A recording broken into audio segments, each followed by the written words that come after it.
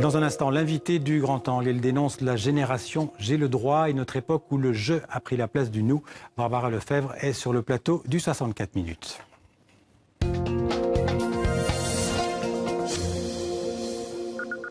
Bonjour Barbara Lefebvre. Bonjour. Alors vous publiez Génération J'ai le droit avec pour sous-titre La faillite de notre éducation. C'est aux éditions Albin Michel. Vous êtes vous-même au départ professeur d'histoire géo dans le secondaire et aujourd'hui vous donnez cours dans une classe qui accueille des élèves handicapés, une classe dite d'inclusion scolaire. Par ailleurs vous êtes aussi la co-auteure avec Georges Bensoussan notamment des territoires perdus de la République et d'une France soumise, toujours chez Albin Michel.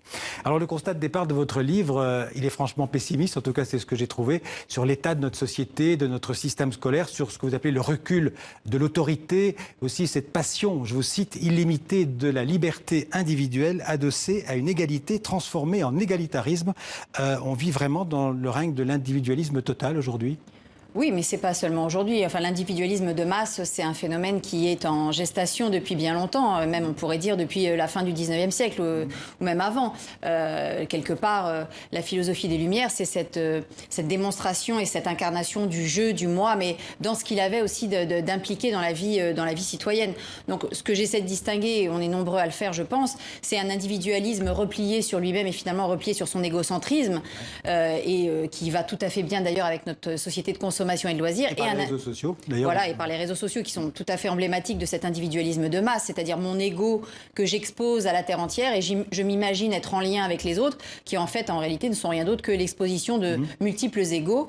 Alors que ce qui compte aussi, c'est l'individualisme civique, c'est-à-dire cette capacité qu'a l'individu dans sa singularité de s'inscrire dans un collectif. Et justement, l'école, en particulier la mythologie de l'école républicaine, c'est justement de créer un collectif dans lequel l'individu peut à la fois s'épanouir, exister en dehors de ses appartenances identitaires d'origine, mais aussi dans lequel il va pouvoir construire un bien commun, quelque chose de collectif, qu'on a appelé, fut un temps, la patrie, qu'on appelle aussi la nation, et qu'on appelle aujourd'hui comment ? Alors justement, on a bien du mal à nommer ce qui fait aujourd'hui du commun. Alors, pour parler de l'école, parce que vous parlez de la faillite de l'éducation, hein, c'est le sous-titre du livre, qu'est-ce qui va si mal dans l'école d'aujourd'hui ? Alors, ce qui va mal dans l'école aujourd'hui, c'est essentiellement la pédagogie. C'est-à-dire que la façon dont on transmet les savoirs pose un certain nombre de problèmes. Ça, c'est un premier aspect, un aspect très pratique. Ce qu'on appelle le pédagogisme, si vous voulez, là aussi, ça remonte... Vous dénoncez ce pédagogisme. Hein. Tout à fait. Puis ça remonte très loin. C'est-à-dire que dès les années 30, 40, et puis ça a été institutionnalisé à partir des années 50-60, ces courants de méthode active, la pédagogie active, c'est-à-dire en réalité mettre l'élève au centre des savoirs, c'est-à-dire c'est l'élève qui doit être lui-même son propre maître en fait. Hein. Il doit apprendre par lui-même. Et l'enseignant est finalement mis dans une position d'horizontalité et il doit être l'animateur du groupe classe. D'ailleurs, c'est très significatif. On parle du groupe classe. Et en fait, si vous voulez, le maître n'est plus vraiment celui qui dirige la classe ou qui va... animer le groupe de façon à transmettre des savoirs, mais il va être un animateur de petits groupes qui travaillent en autonomie, qui d'ailleurs se corrigent entre eux, et finalement, il est un animateur, et d'ailleurs, c'était le ministre Alain Peyrefitte au colloque d'Amiens en mars 1968 déjà, qui disait que le professeur devait désormais être un animateur et non plus un enseignant. Mais ce que vous décrivez, est-ce que c'est pas le système, par exemple, qui fonctionne en Finlande et qui marche très bien, puisque la Finlande est toujours dans les meilleurs, comment dirais-je, dans le top 3 ou top 5 des classements internationaux des écoles qui marchent bien? Alors, la question de la Finlande, puisqu'on nous donne toujours en exemple les pays scandinaves, c'est que c'est pas du tout non plus la même histoire scolaire. C'est-à-dire que l'organisation de l'école en Finlande ou en Allemagne ou dans des pays anglo-saxons, c'est une organisation complètement décentralisée qui a aussi une autre histoire, l'histoire des pays protestants, fédéralistes, etc. Ça n'a absolument rien à voir avec l'histoire. Ça donne des bons résultats d'un point de vue éducatif. Ça donne des résultats qui ne sont pas toujours forcément très bon. Hein. La Finlande n'est pas du tout dans les têtes de classement PISA sur les mathématiques, etc. Ça reste des modèles comme Singapour. Or, si vous regardez la classe à Singapour, c'est pas du tout le modèle finlandais. Mais si vous voulez, la question aussi, c'est quelle est la population scolaire à quoi ressemble la massification et la démocratisation scolaire en Finlande. C'est pas vraiment le même public hétérogène et avec une grande diversité culturelle de ce que vous avez en France. Donc encore une fois, il y a des éléments qui peuvent être intéressants à prendre à droite, à gauche. La société française, elle est ce qu'elle est. Elle est devenue hétérogène, donc l'enseignement doit aussi s'adapter à la société. Aujourd'hui, ce qu'on voit, c'est que quand on regarde les classements, la France a perdu un nombre de points incroyable au niveau de l'OCDE et au niveau aussi de l'Union européenne, dans les classements aussi bien du français, c'est-à-dire la compréhension des textes, qu'en sciences et en mathématiques. Or ça, c'est bien l'échec de 50 ans d'école.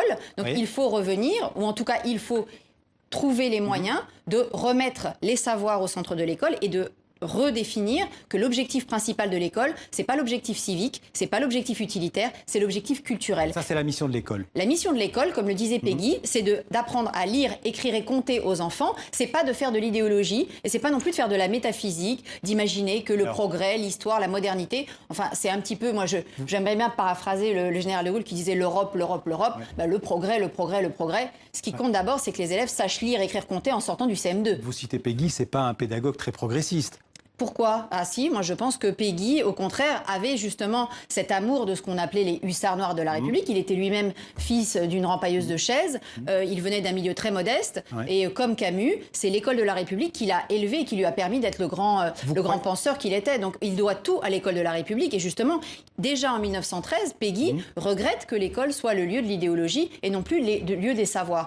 Et c'est cela aujourd'hui qu'on voit d'une façon absolument massive. Alors la faute à qui? Parce que vous parlez d'idéologie, est-ce que c'est la faute à la gauche ou la gauche, la droite? Vous les mettez tous dans le même panier? Non, c'est pas la faute de la gauche. Le gauchisme culturel est présent aussi bien à droite qu'à gauche. Le ministre de l'Éducation nationale, que ce soit Monsieur Blanquer ou Madame Najat Vallaud-Belkacem, voilà, utilisent en réalité, quand vous regardez bien leur discours, c'est toujours les mêmes mots valises qui sont utilisés, qui sont les mots valises du pédagogisme et du gauchisme culturel. Donc, vous devriez le soutenir, puisqu'il dit, lui, il veut remettre le professeur au centre de l'école et de la société. Oui. Donc ça va exactement dans ce que, écoutez, vous venez de dire. Il dit qu'il veut le faire. Moi, j'attends maintenant qu'il le fasse parce que ça exigerait un sérieux remue-ménage au niveau de l'institution et de l'administration.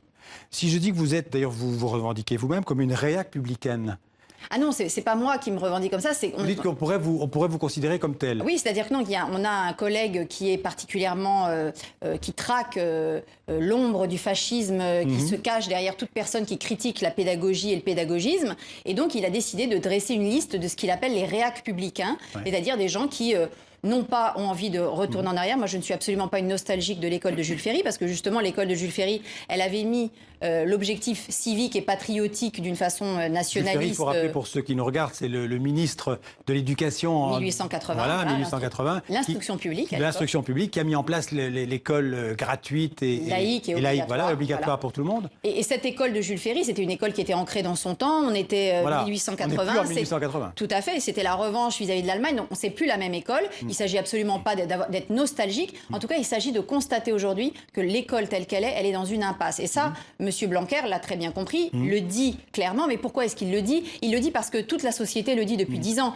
Monsieur Blanquer n'invente rien aujourd'hui. Il ne libère pas non plus une parole. Moi, en 2002, quand j'ai participé au territoire perdu de la République, même si c'était pas le sujet véritablement la pédagogie, on décrivait quand même ça aussi déjà. C'est-à-dire une école qui était incapable de gérer les questions de violence, de racisme, d'antisémitisme et de sexisme au sein des écoles. Donc ce problème-là, c'est un problème qui est déjà ancien. Mais est-ce que vous voulez revenir à une école, disons, des années 50 ou 60, ou bien est-ce que vous voulez créer une nouvelle école? Parce qu'on a l'impression que l'école républicaine, c'est un peu un leurre. Tout le monde dit l'école républicaine, Oui, il y a des gens qui disent que c'est un mythe, mais enfin, ce qui n'est pas un mythe, c'est que des enfants de classe populaire apprenaient à lire, écrire, compter. Et moi, ma grand-mère venait, et mes grands-parents d'ailleurs, tous les deux venaient de milieux très modestes. Ils ont toujours écrit avec une écriture, une graphie parfaite, et ils n'ont jamais fait de faute d'orthographe lorsqu'ils écrivaient. Regardez aujourd'hui les gens qui écrivent, ils font des fautes d'orthographe à tous les mots. Dans les entreprises, partout, on se plaint des stagiaires ou des jeunes qui arrivent et qui ne savent pas écrire.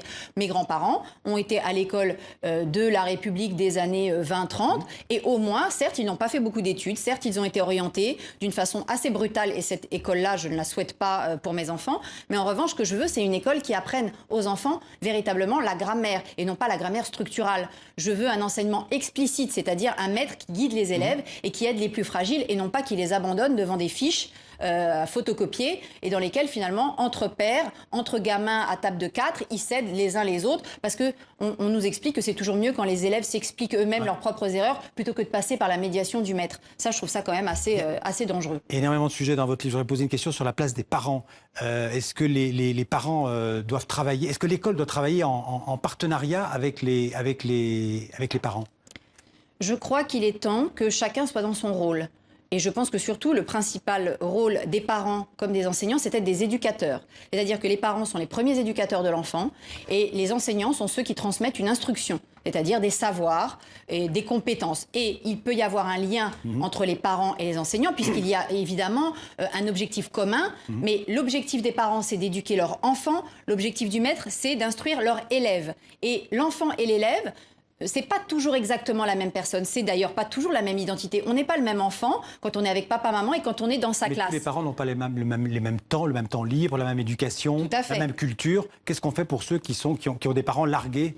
Mais là encore, alors je vais reparler de Charles Péguy ou d'Albert Camus. La maman d'Albert Camus était analphabète.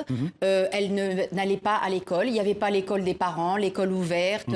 Elle ne venait pas, elle passait pas son temps à l'école de son fils pour voir ce qui s'y passait. Elle était d'ailleurs sourde, elle aurait eu du mal à se faire comprendre. Et pourtant, lorsque Monsieur Germain est venu lui dire qu'il allait présenter son fils au baccalauréat, eh bien, elle est tombée un petit peu des nues, mais elle était heureuse de cela. Et vous voyez, on n'avait pas à l'époque créé la mallette pédagogique des parents. Donc je pense qu'il va falloir que chacun aussi en tant qu'adulte soit responsable et se comporte dans un système cohérent et de responsabilité. Et je pense aujourd'hui que ce qui est le plus problématique pour les enfants, et je le vois, ce sont les adultes irresponsables.